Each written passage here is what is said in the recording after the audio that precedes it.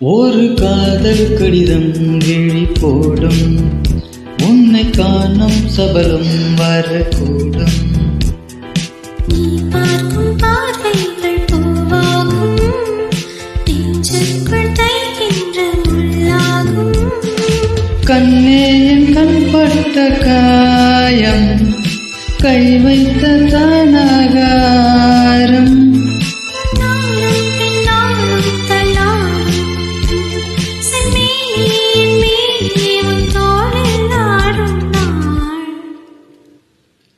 வலையோசை கலகலகலவென கவிதைகள் படித்திட குழு குழு தென்றல் காற்றும் வீசுதே.